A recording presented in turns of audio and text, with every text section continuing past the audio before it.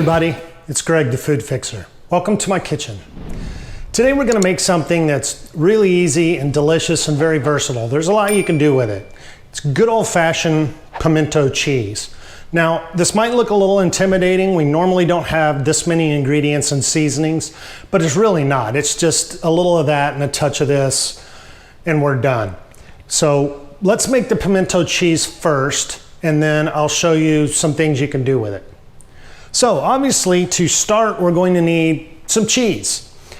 You're going to need 1 8-ounce container of cream cheese and you want to soften that. The best way to do it is just put it in your bowl and put it in the microwave at 50% power for about 2 minutes. And you just want it to soften up a little bit so it's easy to work with. So we've got that in our bowl. The next thing we want to do is talk about our main ingredient, the cheese. Now, I like extra sharp cheddar cheese. I just like the bite that provides. If you don't want to do that, I understand. Try sharp cheddar. Not quite the bite, but still enough to where you recognize it's got a nice, strong cheddar flavor to it. And of course, if you're not up for that, there's regular cheddar. But you want to go ahead and make it easy. Get the shredded kind, and don't get the finely shredded. You don't want that for pimento cheese. Just get the regular shredded. And we're going to use the whole package, so we'll just dump that in there. All right, that takes care of our cheese. Now, what about pimentos? A lot of people don't know this, but pimentos are basically just red peppers. So you can get a can like this of red peppers. These are roasted red peppers.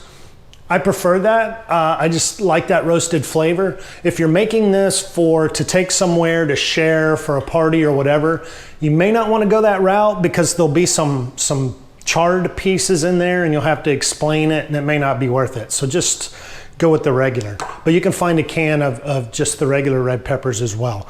And you want to use these kind. The fresh aren't going to work unless you want to cook them down.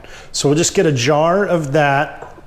And you're just going to do this, kind of eyeball it, but I don't know, around 4 ounces maybe of pimentos. So I've got this here and I've already taken the peppers out and chopped them up, and that's what we've got there. All right, now we are down to mayonnaise. Just get your favorite kind of mayonnaise, and you want to do about 2 tablespoons. It's not science here, so we're not baking, so we're just going to guesstimate a little more because I'm usually under. All right, mayonnaise. Now look, see, not intimidating at all. Well, what we have left are our seasonings. So we're going to take a little bit of onion. If you don't have these, you know, I suggest always having garlic powder and onion powder on hand in your kitchen. But if you don't, it's going to be okay. We don't use a whole lot, but it definitely adds to it a little bit. So we're just going to shake a little bit in there, about 1/4 teaspoon or so, something like that. Same with the garlic powder, not salt. A little bit there.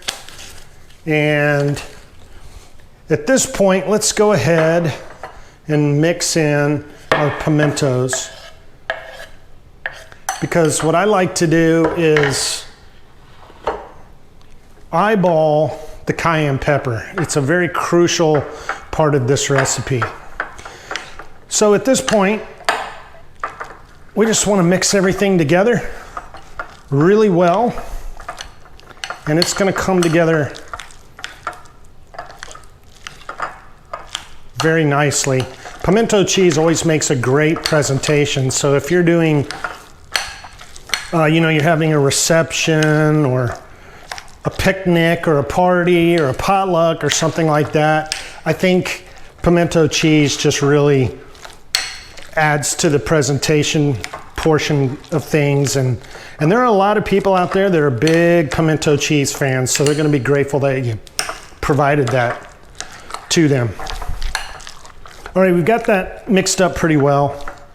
Now the cayenne pepper, totally up to you. You know what you and your family like. So I'm going to start a little generously because I like a little bite to mine. And on something like this, I tend to tell how seasoned it is with cayenne pepper anyway, by looking at it. So I just want to mix this up. I don't see any right now, so that tells me I want to add a little bit more for my taste. All right, so we're going to add a little bit more. Going to mix that up. And then I would begin tasting at this point. Nothing wrong with that. Just use a clean spoon every time if you're going to share it. If you're not, who cares, right? Okay. So we've got that all mixed together. Let's see what that tastes like.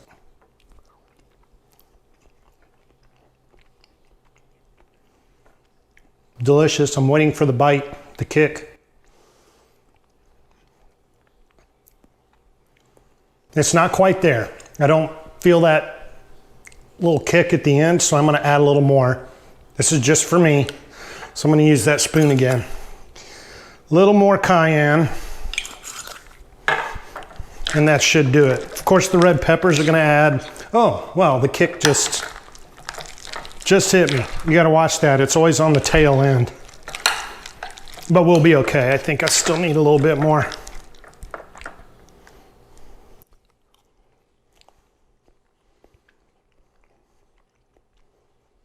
Yep, that's it right there. Okay, so we're done with our pimento cheese. It really is that simple. Now, you had the cream cheese softened, so it's not chilled, it's not cold. I would go ahead and put it back in the fridge.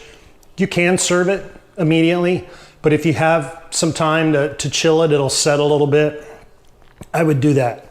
Now, obviously, you can use this with crackers. It makes a great dip. I love to put it on a burger. I like to make a bacon cheeseburger with pimento cheese as the cheese. And you don't even need onions when you do that. I think it's just fantastic. I'll put it on towards the end. Actually, when the burger's on the grill, scoop some on top, close the lid, and let it melt a little bit. Fantastic. Another thing I like to do is make a grilled cheese sandwich with pimento cheese. And of course, that goes great with some creamy tomato soup or just regular tomato soup. But, you know, if you have a little George Foreman grill or a panini press, something like that, that works great. Otherwise, just put some between two slices of bread and just throw it in a skillet and it'll melt down and it's just fantastic. So I really hope you like this pimento cheese. If you do, smash that like button. And don't forget to subscribe and click the bell so you'll know when the next video comes out next week. See you then.